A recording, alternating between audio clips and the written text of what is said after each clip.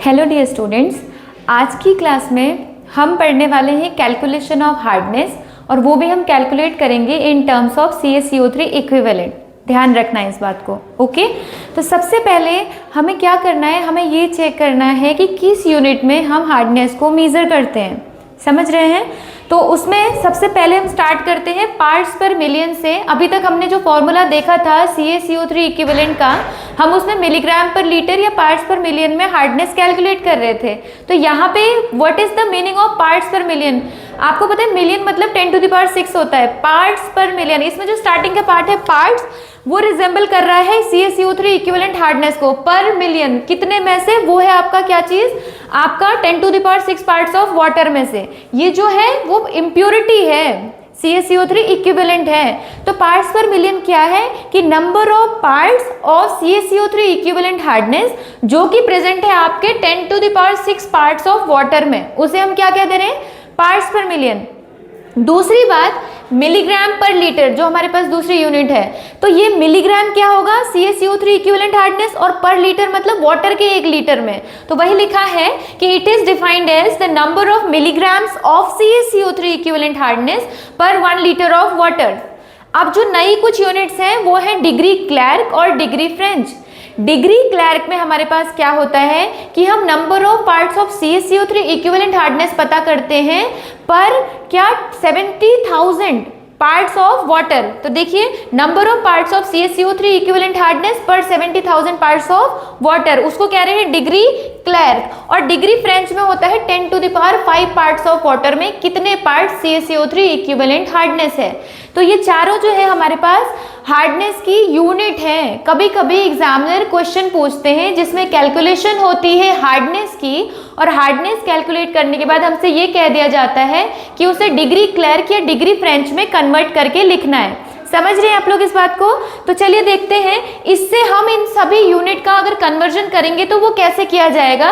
तो यहाँ से हमें एक बात याद रखनी है कि एक जो हमारे पास मिलीग्राम पर लीटर होता है वो 1 ppm के इक्वल होता है, 1 ppm। अगर आप इसे सबको इक्वल करें तो देखिए ये 10⁶ पार्ट्स में है ना, ये 10⁵ में है, तो ये 0.1 टाइम्स हो जाएगा क्या? यस। तो ये कौन है 0.1 टाइम्स? आपके पास डिग्री फ्रेंच। तो ये क्या हो जाएगा 0.1 डिग्री फ्रेंच। और अगर हम देख रहे हैं यहाँ क्या है 10⁶ इक्वल्स टू 70,000, तो ये 70,000 को अगर हम कन्वर्ट करेंगे तो क्या हो जाएगा 0.07 डिग्री क्लैर्क। तो ये यूनिट कन्वर्जन हमें याद रखना है, क्योंकि क्वेश्चन जब पूछा जाता है तो आपसे एक पार्ट तो पूछता है कैलकुलेशन, दूसरा कहता है कन्वर्ट कर दीजिए तीनों यूनिट्स में। तो ध्यान रहेगा आपको, 1 मिलीग्राम पर लीटर 1 ppm के ही बराबर होता है। अभी तक जो हम CaCO3 इक्विवेलेंट का फॉर्मूला यूज कर रहे थे ना, तो उसमें क्या था आपके पास, वो मिलीग्राम पर लीटर में ही आ रहा था। अगर उस वैल्यू को हमने डिग्री क्लैर्क में कन्वर्ट करना है तो हम किससे मल्टीप्लाई कर देंगे, 0.07 से। और अगर डिग्री फ्रेंच में कन्वर्ट करना है तो 0.1 से मल्टीप्लाई कर देंगे, तो डिग्री फ्रेंच में आंसर आ जाएगा। तो ये सारी है हमारी यूनिट्स। अब इसके बाद कल हमने एक टॉपिक स्टार्ट किया था इक्विवेलेंट वेट कैलकुलेशन। आप एक बार इसका स्क्रीनशॉट ले लीजिएगा। फॉर्मूला है CaCO3 इक्विवेलेंट। क्या बोला था हमने, CaCO3 इक्विवेलेंट क्या होता है, quantity of salt, quantity of salt. और ये क्वांटिटी मिलीग्राम्स पर में होती है यहाँ पे। अगर वॉल्यूम 1 लीटर है तो फिर ये मिलीग्राम्स पर लीटर यूनिट होती है यहाँ पे। और अगर जैसे हम जियोलाइट में न्यूमेरिकल करेंगे तो उसमें आपको वॉल्यूम ऑफ वाटर गिवन होगा, तो उससे डिवाइड करके आप 1 लीटर का कैलकुलेट करेंगे, ठीक है। Multiplied by equivalent weight of calcium carbonate divided by equivalent weight of salt, ठीक है। ये सॉल्ट क्या है, इंप्योरिटी कॉजिंग सॉल्ट। ये कैल्शियम आपका बाइकार्बोनेट हो सकता है, कैल्शियम सल्फेट हो सकता है, कैल्शियम क्लोराइड, मैग्नीशियम क्लोराइड, कुछ भी हो सकता है। अगर एक वाटर सैंपल में बहुत सारे सॉल्ट एक साथ हैं और आपसे पूछ लिया जाए कि टोटल हार्डनेस कितनी है, तो हम सभी का CaCO3 इक्विवेलेंट कैलकुलेट करते हैं, फिर उसे ऐड कर देते हैं, ठीक है। तो उससे मिल जाती है टोटल हार्डनेस। अब क्वेश्चन में अगर आपसे पूछ लिया गया कि टेम्पररी हार्डनेस क्या होती है, मतलब क्या वैल्यू है टेम्पररी हार्डनेस की, तो सबसे पहले हमें पता होना चाहिए कि टेम्पररी हार्डनेस कैल्शियम मैग्नीशियम के बाइकार्बोनेट्स की वजह से होती है। तो जो CaCO3 इक्विवेलेंट की वैल्यू कैल्शियम बाइकार्बोनेट और मैग्नीशियम बाइकार्बोनेट के लिए निकलेगी, अगर हम उसे ऐड कर देंगे तो टेम्पररी हार्डनेस मिलेगी हमें। उसके अलावा बचे हुए बाकी सारे सॉल्ट की वजह से जो हार्डनेस होगी वो हो जाएगी परमानेंट। अच्छा चलिए, कल हमने एक बात करी थी इक्विवेलेंट वेट कैलकुलेशन की, एक बार थोड़ा सा ब्रीफ में इसे देख लेते हैं, है ना। तो इक्विवेलेंट वेट, देखिए हम जिन सॉल्ट्स को यूज करने वाले हैं वो है हमारे पास कैल्शियम सल्फेट, मेजर केसेस में यही होता है, magnesium sulphate, calcium bicarbonate, bicarbonate क्या होता है SCO3 मैग्नीशियम बाइकार्बोनेट MgHCO3 उसके अलावा कैल्शियम क्लोराइड और मैग्नीशियम क्लोराइड। एक और चीज आप लोग ध्यान रखेंगे, एग्जामिनर जब एग्जाम में क्वेश्चन देते हैं तो वो करते क्या है कि आपको इसमें सोडियम क्लोराइड भी लिख देते हैं। तो सोडियम क्लोराइड की वजह से किसी भी तरीके की कोई भी हार्डनेस नहीं होती है। तो हम इस बात को बिल्कुल ध्यान में रखेंगे कि अगर NaCl आता है तो हम उसे कैलकुलेट करके उसे ऐड नहीं करें अपने रिजल्ट में, समझ रहे हैं। ओके, तो ये सारे सॉल्ट्स रहते हैं, हम एक एक करके सबका इक्विवेलेंट वेट कैलकुलेट करते हैं।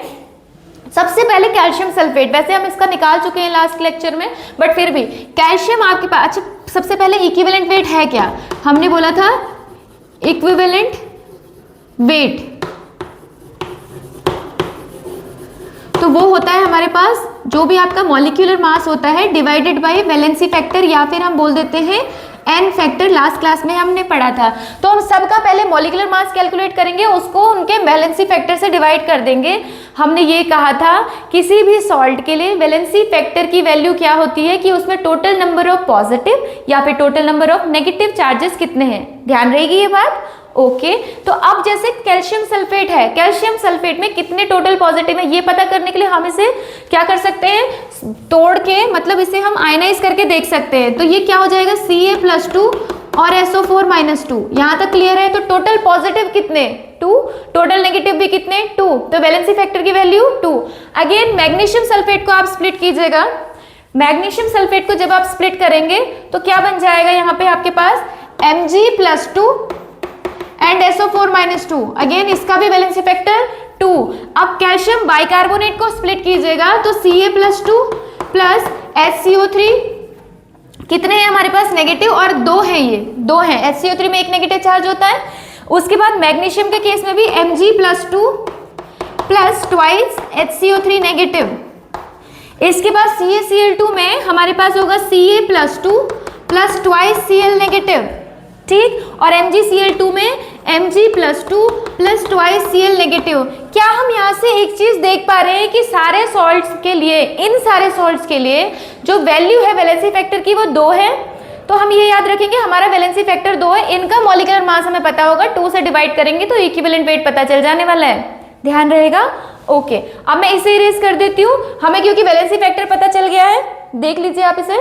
तो सबसे पहले है आपके पास कैल्शियम सल्फेट, हमने कहा था। अच्छा एक चीज और ध्यान रखनी है, हमें ना अगर एटॉमिक नंबर पता होगा तो उनके जो एटॉमिक मास होता है थोड़ा मतलब डबल होता है या डबल से थोड़ा ज्यादा इसके आसपास रहता है। इनके केस में तो डबल ही है एक्सेप्ट क्लोरीन, क्लोरीन का एटॉमिक नंबर 17 होता है लेकिन उसका मास जो होता है 35.5 होता है। हमें थोड़ा सा अपने लिए जो चीज़ सही लग रही है, कन्वीनियंट है, वो तो हम याद रख सकते हैं ना, हर जगह ये बात सही नहीं है, लेकिन यहाँ पे हमें ये याद रखना है कि इनके केस में ये चल जा रहा है, बस क्लोरीन आप अलग से याद कर लीजिएगा। तो कैल्शियम का एटॉमिक नंबर 20, मास हो जाता है 40, सल्फर 16, मास कितना हो जाएगा हमारे पास 32, ऑक्सीजन, एक ऑक्सीजन का एटॉमिक नंबर 8, मास 16, तो अगर 4 है तो कितना हो जाएगा 64,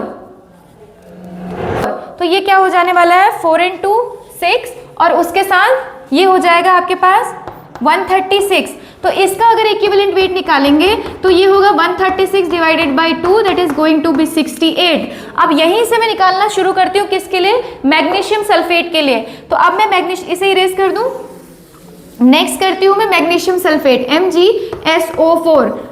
इसके केस में क्या होगा, मैग्नीशियम कितना होता है, मैग्नीशियम का जो एटॉमिक नंबर है वो 12 है, तो मैंने कहा था उसके डबल या थोड़ा सा ज्यादा, तो इसका होता है कितना 24, सल्फर 6 आपका 32, ऑक्सीजन, एक ऑक्सीजन के लिए कितना है हमारे पास 16, तो 4 के लिए कितना हो जाएगा 64, 120।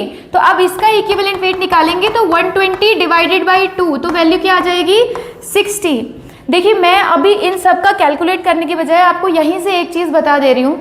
आपको पता है मैग्नीशियम का एटॉमिक नंबर 12 है, कैल्शियम का 20, इनके बीच में गैप कितना है, मतलब डिफरेंस कितने का, 8 का। तो इनके जो भी इक्विवेलेंट वेट आएंगे ना, अगर सेम सॉल्ट है, ये चीज़ ध्यान रखनी ज़रूरी है, अगर सेम सॉल्ट है तभी हम इसे लगाएंगे, इसमें 8 का डिफरेंस होगा।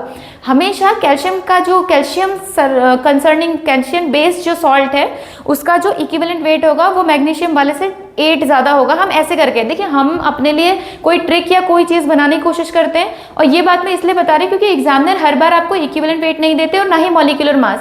तो आपको इतने सारे सॉल्ट दिए हैं, आप एक एक का इक्विवेलेंट वेट कैलकुलेट करके नहीं देख सकते।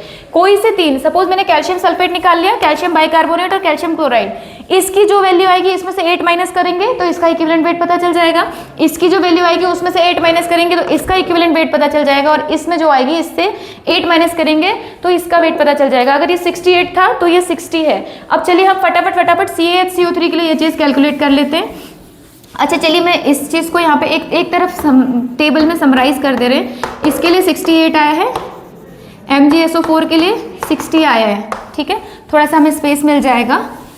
अब नेक्स्ट है CaHCO3 होल ट्वाइस, कैल्शियम, ये देखिए HCO3 होल ट्वाइस, ये इस पूरे का ट्वाइस है, इसका मतलब 2 हाइड्रोजन है, 2 कार्बन है, 3 मल्टीप्लाइड बाई 2, 6 ऑक्सीजन है, ये ध्यान रखना है, ऐसा नहीं कभी बस इसी का कर दिया, ठीक। तो कैल्शियम के लिए कितना हो जाएगा यहाँ पे 40, 2 हाइड्रोजन के लिए 2, 2 कार्बन के लिए 1 कार्बन 12, 2 कार्बन 24, सही है। ऑक्सीजन 6 है यहाँ पे, 16 मल्टीप्लाइड बाई 6, 96, इसे जब हम ऐड करेंगे ये हो जाएगा 2, उसके बाद ये हो जाएगा 16, शायद देखिए एक बार, 6 4 10 2 12, यस 162। तो अब इसके केस में भी हमने कहा था वैलेंसी फैक्टर तो सेम है, तो ये हो जाएगा 162 डिवाइडेड बाई 2, तो क्या हो जाएगा 81। तो अगर CaHCO3 का 81 है तो इसमें से अगर 8 माइनस कर दोगे तो MgHCO3 बन जाएगा, मैं ये बता रही थी आपको। तो यानी कि CaHCO3 का हमारा आ गया है कितना, CaHCO3 होल ट्वाइस का आ गया है, क्या आया था 81। तो यहाँ से MgHCO3 अगर आप कीजिएगा तो ये फिर कितना हो जाएगा 73, है ना, सही बोल रही हूँ ना, हाँ 81। उसके बाद अब नेक्स्ट है आपके पास CaCl2 और MgCl2, एक बार इसे देख लेते हैं। हमारे पास क्या है CaCl2, कैल्शियम कितना होता है, एक कैल्शियम 40, 2 क्लोरीन है, एक क्लोरीन 35.5 होता है, 2 कितना हो जाएगा 71 हो जाएगा, क्या, यस 71 हो जाएगा। इसे ऐड कर दीजिएगा तो कितना आएगा 111 डिवाइडेड बाई 2 कर दीजिए, इसको भी 111 डिवाइडेड बाई 2 करेंगे, कितना आ जाएगा 2 5 जा 10, और उसके बाद फिर से क्या बच जाएगा 2 5 जा 10, 55.5। तो ये किसके लिए आया है, CaCl2 के लिए, CaCl2 के लिए क्या आया है 55.5। इसमें से 8 माइनस कर दीजिए तो ये क्या हो जाएगा 47.5। ये किसकी वैल्यू हो जाएगी, MgCl2 के लिए, MgCl2 के लिए ये वैल्यू कितनी हो जाएगी 47.5। तो मैं बस यही कह रही थी, अब यहाँ से हमने इक्विवेलेंट वेट कैलकुलेशन देख लिया है, ठीक है। तो अब हम इसे 1 बाय 1 फॉर्मूला में लगाना स्टार्ट करते हैं। अब मैं आपको ये बताऊंगी क्वेश्चन कैसे पूछा जाता है और हमें कैसे सॉल्व करना है। सपोज मैं इस वाले पार्ट को अभी नहीं इरेज कर रही क्योंकि इसकी हमें जरूरत पड़ने वाली है, और क्वेश्चन में वो आपको रनिंग लैंग्वेज में देंगे। CaHCO3 is 10 ppm, MgHCO3 is 20 ppm, this one is 30 40। तो आपको क्या करना होता है, उसे टेबुलेट करना होता है। कैसे, जैसे ये लिखे हुए हैं, मैंने लिख दिया यहाँ पे सॉल्ट, कौन सा सॉल्ट प्रेजेंट है। फिर दूसरा हम इसको बनाते हैं, मैं इसे इरेज कर रही हूँ यहाँ पे। दूसरा हम जो बनाते हैं वो बनाते हैं उसका क्वांटिटी, ये आपको प्रोवाइडेड होता है क्वेश्चन में, मिलीग्राम पर लीटर या ppm में वो प्रोवाइड होता है। सपोज इस केस में मैं इसको ले रही हूँ CaSO4 10, MgSO4 भी 10, CaHCO3 20, इसको 20, अगेन इनको 10 10 ले रही हूँ। ऐसा सपोज एक क्वेश्चन है हमारे सामने, ठीक। उसके बाद ये होगी आपकी क्वांटिटी। नेक्स्ट हम क्या करते हैं, खुद से इसका इक्विवेलेंट वेट का एक कॉलम बनाते हैं, ठीक। तो यहाँ पे क्या आएगा आपके पास इक्विवेलेंट वेट, तो ये जो वैल्यूज है मैं यहाँ लिख देती हूँ 68, then 60, 81, 73, CaCl2 55.5 and this one is 47.5। अब मैं इसे इरेज कर रही हूँ। नेक्स्ट कॉलम हम क्या बनाएंगे, नेक्स्ट कॉलम में हम बनाएंगे, यहाँ पे ऐसे लिखेंगे CaCO3 इक्विवेलेंट, और ये कैलकुलेट करके हम लिखने वाले हैं CaCO3 इक्विवेलेंट। और फाइनल में हम लिखेंगे टाइप ऑफ हार्डनेस, हार्डनेस किस टाइप की है, कौन सी है। अब आप मुझे बताइए इनमें से CaSO4 कौन सी हार्डनेस कॉज करता है, टेम्पररी या परमानेंट? परमानेंट करता है ना, तो CaSO4 के आगे मैं लिख दूंगी परमानेंट का P, MgSO4 के आगे भी P, CHCO3 बाइकार्बोनेट्स क्या करते हैं कॉज, बाइकार्बोनेट्स कॉज करते हैं टेम्पररी हार्डनेस, तो यहाँ पे लिख दिया T। MgHCO3 अगेन बाइकार्बोनेट है तो ये भी करेगा टेम्पररी, CaCl2 और MgCl2 परमानेंट। अब क्वेश्चन में आपसे ये पूछा होता है कि टोटल टेम्पररी और टोटल परमानेंट हार्डनेस बता दीजिए, समझ रहे हैं आप इस बात को? तो उस केस में और टोटल हार्डनेस बता दीजिए, या फिर कभी कभी डायरेक्ट सिर्फ टेम्पररी पूछा होता है कि टोटल टेम्पररी बता दीजिए। दी इतनी सारी इन्फॉर्मेशन है, पूछा बस इन दोनों का गया है, तो हम क्या करते हैं CaCO3 इक्विवेलेंट इसके रेस्पेक्ट में कैलकुलेट करेंगे, इसके रेस्पेक्ट में कैलकुलेट करेंगे, ऐड करेंगे, टोटल टेम्पररी पता चल गई। ठीक है, समझ रहे हैं इस बात को? चलिए अभी मैं इसे इरेज कर रही हूँ, आप एक बार ये टेबल देख लीजिए, इसमें कैसे हमें चीजें करनी है, इसी तरीके से हम पेपर में सॉल्व करेंगे। ठीक, ये करने के बाद मैं एक साइड का इरेज कर दे रही हूँ ताकि मैं वहां आपको कैलकुलेशन करके दिखा सकूं। इसके बाद यहाँ पे हम क्या करते हैं, फिर हम नेक्स्ट में लिखते हैं CaCO3 इक्विवेलेंट का फॉर्मूला। CaCO3 इक्विवेलेंट का फॉर्मूला क्या होता है, क्वांटिटी सॉल्ट की, जो भी सॉल्ट है आपका, into equivalent weight of CaCO3 divided by equivalent weight of salt. ऐसे हम करते हैं। ठीक, तो आप ये फॉर्मूला लिखने के बाद, क्योंकि वहाँ पे स्टेप मार्किंग है, देखिए आप कहीं रफ में सॉल्व कर दें और लास्ट में आपका आंसर गलत आ जाए तो इससे क्या होगा, आपके मार्क्स डिडक्ट हो जाएंगे, क्योंकि एग्जामिनर को नहीं पता आपने सॉल्व किया है, आपको फॉर्मूला पता था। तो पहले हम टेबल बनाएंगे, उसके बाद ये फॉर्मूला लिखेंगे, अब सॉल्व करना स्टार्ट करेंगे। सपोज इसके लिए निकाल रही हूँ मैं CaSO4 के लिए, CaSO4 के लिए CaCO3 इक्विवेलेंट हार्डनेस निकाल रही हूँ, तो इसकी क्वांटिटी कितनी गिवन है, 10 मिलीग्राम, इन्होंने यहाँ यूनिट दी हुई है मिलीग्राम्स पर लीटर। ये वैल्यू कितनी प्रोवाइडेड है, 10, तो 10 multiplied by equivalent weight of CaCO3 क्या वैल्यू है, इसकी वैल्यू होती है 50 divided by equivalent weight of salt. कौन सा सॉल्ट है हमारे पास, कैल्शियम सल्फेट की बात कर रहे हैं, इसका इक्विवेलेंट वेट कितना है 68। तो यहाँ पे हम क्या करेंगे, इसे जब मल्टीप्लाई करेंगे तो इससे आंसर आ जाएगा। एक बार कैलकुलेट करके आंसर मुझे कमेंट में भेजिएगा। ठीक, तो सपोज यहाँ से एक वैल्यू आ गई x, अब फिर उसके बाद मैं निकालूंगी सिमिलरली इसके लिए, तो जो वो मैंने CaCO3 इक्विवेलेंट का कॉलम बनाया था, एक के लिए वैल्यू कैलकुलेट करी, उसमें फिल कर लिया, दूसरे के लिए कैलकुलेट करेंगे, फिर फिल करेंगे, तीसरे के एज सच हम इसको फिल करते रहेंगे। अब सपोज फिर मैंने सेम वे में किसके लिए करा, MgSO4 के लिए, MgSO4 इसके लिए हमने करा है, तो इसके केस में क्या हो जाएगा, अगेन 10 इंटू 50, CaCO3 इक्विवेलेंट के लिए आपका इक्विवेलेंट वेट तो सेम ही होता है 50, बस वैल्यू किसकी चेंज हो जाएगी, MgSO4 के लिए ये वैल्यू क्या हो जाएगी 60, तो यहाँ से एक और वैल्यू आ जाएगी y। उसके बाद इन दोनों को कैलकुलेट करेंगे, तो इन चारों को कैलकुलेट करके जब हम सम कर देंगे तो वो जो वैल्यू होगी वो क्या हो जाएगी हमारी CaCO3 equivalent hardness with respect to permanent, क्योंकि हम सबकी वैल्यू निकाल रहे हैं और उनको ऐड कर दे रहे हैं, और ये सब रिस्पॉन्सिबल थे परमानेंट हार्डनेस के लिए। तो अगर ये परमानेंट हार्डनेस के लिए रिस्पॉन्सिबल है तो इन्हें ऐड करने से हमें परमानेंट हार्डनेस पता चलेगी। समझ रहे हैं इस बात को? ओके, इस क्वेश्चन को पूरा सॉल्व करके आपका ABCD यानी कि इन सभी की, एक्चुअली ABCDEF, इन सभी की आप hardness, total hardness, temporary hardness और परमानेंट हार्डनेस कमेंट में भेजिएगा मुझे। ठीक है, ओके। तो इस तरीके से हम करते हैं हार्डनेस कैलकुलेट। मैं बस एक बार आपको बस ये बता दे रही हूँ, यहाँ पे क्वेश्चन में फाइनल हम कैसे करने वाले थे। CaCO3 इक्विवेलेंट, सपोज इसके लिए x आया, y, z, a, b, c, तो आपसे पूछा था टोटल हार्डनेस क्या है। अगर आपको टोटल हार्डनेस बतानी है तो आपको x, y, z, a, b, c सबको ऐड करना पड़ेगा। लेकिन अगर आपसे पूछा है टोटल टेम्पररी हार्डनेस तो क्या करेंगे, टोटल टेम्पररी जब आपको निकालनी होगी तो हम क्या कर लेंगे, किस किस को ऐड करेंगे, इन दोनों वैल्यूज के, CaCO3 MgHCO3, यानी कि इज इक्वल टू हो जाएगा Z plus A। Total permanent अगर हमें करना होगा तो टोटल परमानेंट कैसे होने वाली है, हम क्या करेंगे, किस किस को ऐड करेंगे, B, C और X, Y, है ना, X plus Y plus B plus C। ठीक, और टोटल पूछ लिया जाए तो टोटल टेम्पररी और टोटल परमानेंट को ऐड करेंगे तो आपकी ऑल ओवर जो total hardness of water sample है वो पता चल जाने वाली है। उसके बाद अगर ये डिग्री क्लैर्क में कन्वर्ट करो कहेंगे तो वैल्यू को 0.07 से मल्टीप्लाई करेंगे, और अगर इन्होंने बोला कि डिग्री फ्रेंच में कन्वर्ट करना है तो 0.1 से मल्टीप्लाई करेंगे। ठीक है, तो ऐसे हम इसके न्यूमेरिकल्स को सॉल्व करते हैं। इसे सॉल्व करके जरूर से आंसर मुझे कमेंट में आप सेंड कीजिएगा। ओके, ठीक है, थैंक यू।